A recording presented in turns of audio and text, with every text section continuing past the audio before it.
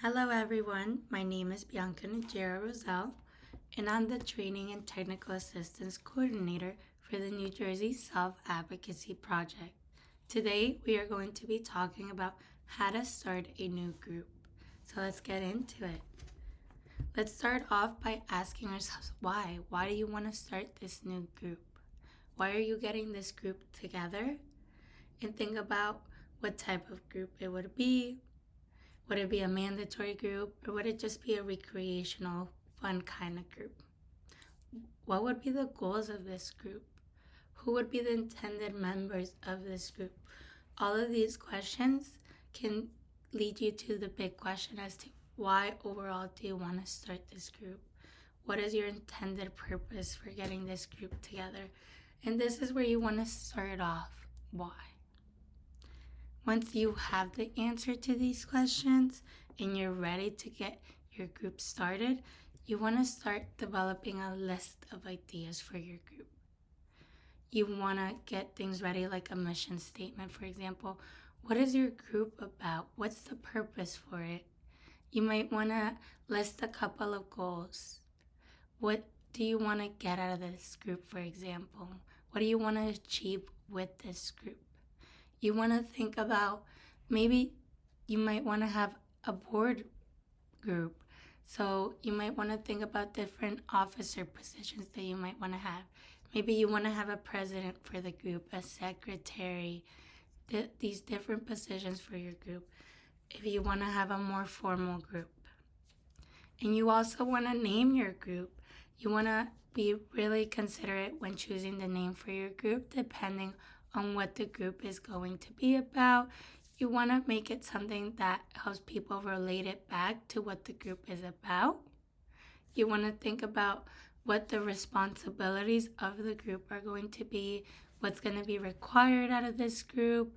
And this also goes along with those officer positions. If certain positions would have certain responsibilities, or if responsibilities would be for the entire group as well. You also want to consider, are you going to take attendance or not, and how you're going to do that. You also want to consider if you're going to collect dues, if you're going to be collecting any money for your group, and how you're going to handle that money and what you might be using it for. This is something you want to consider as well. You also might want to create an agenda, so have a list of what you're going to talk about in your meetings. Just that way you have something to go off during your meetings, and you can have a list of topics to keep you on track. You can have this just for the person who's leading the group or for everyone to see as well. Another thing you want to consider when starting a group is selecting a day and a time. So you want to ask all of the members who might be joining your group, what would be the best day and time for them to come to this group? You want to consider if it's going to be something online or in person, so they can keep that in mind for what would be best for them as well when it comes to a day and time. And you want to get a consistent turnout. So you want to try to have the meetings at the same time and day every month. That way, everyone is able to put that day aside, whether it's going to be every other week or every month.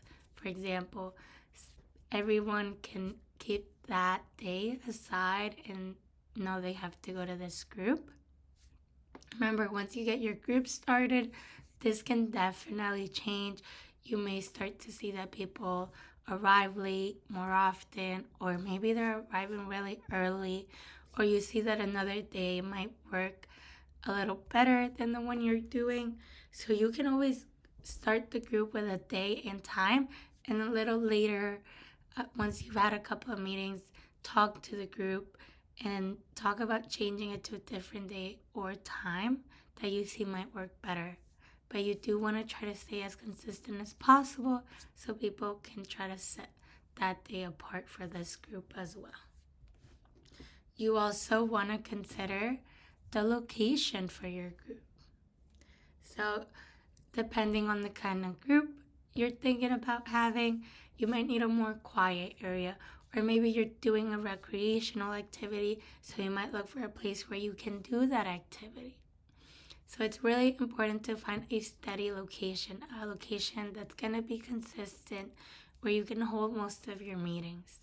You want to try to reserve the space to always have it set aside for that group meeting. You want to make sure that location is accessible so that the parking's accessible, that the building's accessible, wherever you're going to hold the meeting is accessible so everyone is able to arrive. And if it's online, which is another option, you want to make sure that it's a platform that everyone can use as well.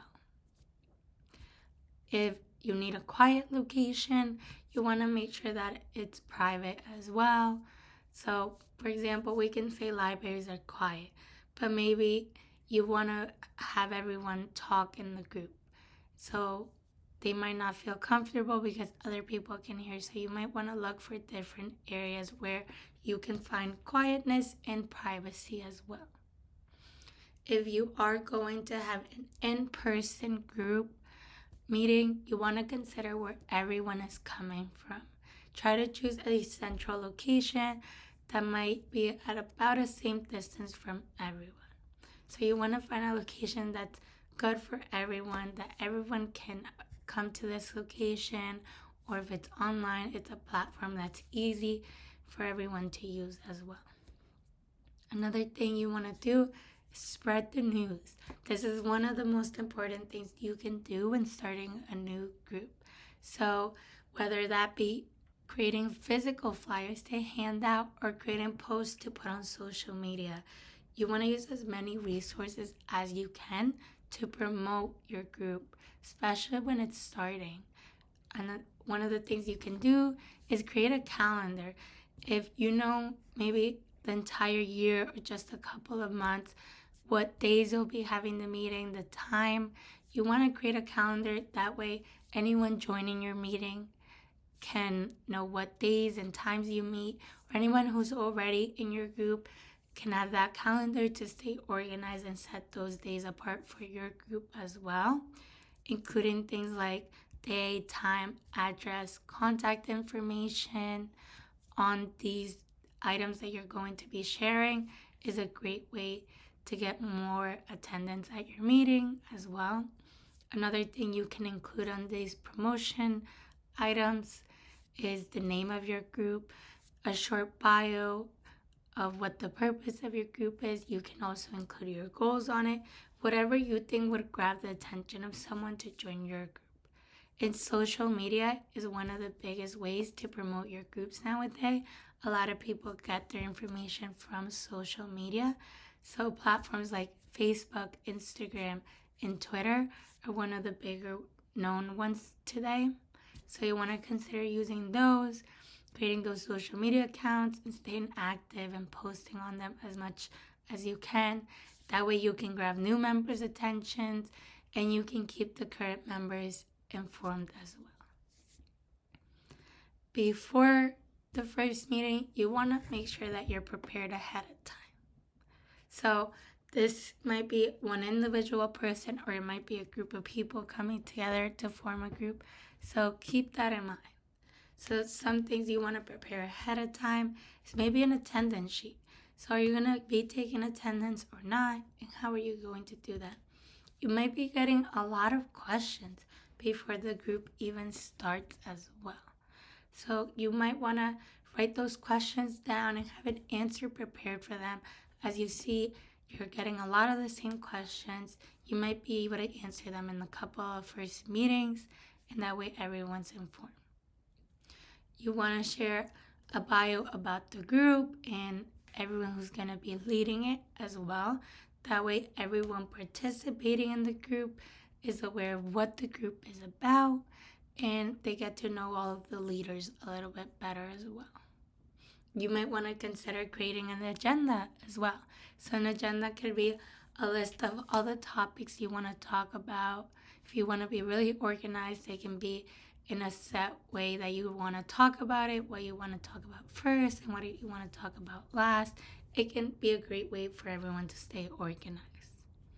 You want to make a short plan for future meetings, and you want to consider, are there going to be any refreshments at this meeting, and consider the cost and what you're going to get as well for that meeting. All right, once we've arrived at the first meeting, you want to explain the mission statement. You want to explain what the group is all about. You also want to tell everyone about everyone leading the group. That way they get to know you as well.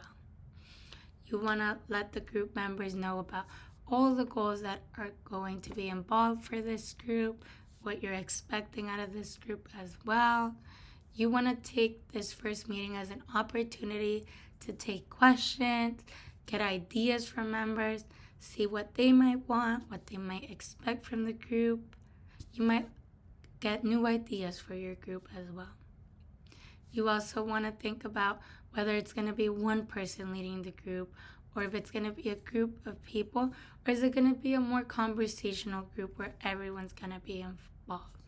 Is it going to be more of a formal group, or is it going to be more of a fun group? And the last thing you want to do when forming a group is make it yours. Remember, every group is different and should be designed around its members. So think about the kind of group you're forming, who the members are going to be, and make sure that everyone's feeling comfortable. Everyone wants to be part of this group. You're updating it as you go, and you're learning more about this group. Make it yours. You might want to visit other groups as well to get ideas or tips or even more members. So you might go to other groups that are related to the same topic that your group is about, or a whole different kind of group to just get ideas of how a group should run. It's a great way to help you better your own group as well. You can also check in with your group once a year just to make sure that everything is going well, that everyone is getting what they want out of this group, that the day and time still works, that the location still works, just to make sure that everything is running well. Just try the best to make this group your own, that everyone really enjoys the group as well. So again, a little short training, but when we're starting a group, you want to think about why you're starting the group. You want to develop a list of ideas. You want to choose a date and time. You want to find a location. You want to try your best to promote your group. You want to plan for that first meeting, and you also want to try to plan for the rest of the meetings. All right. Well, thank you for listening. If you had any questions or would like a training for your group, you can reach out to me. My phone number is listed here, as well as my email. You can also fill out a training request form at this link. Again, my name is Bianca Najera Rosal. I'm the Training and Technical Assistant Coordinator for the New Jersey Self-Advocacy Project, and thank you for listening.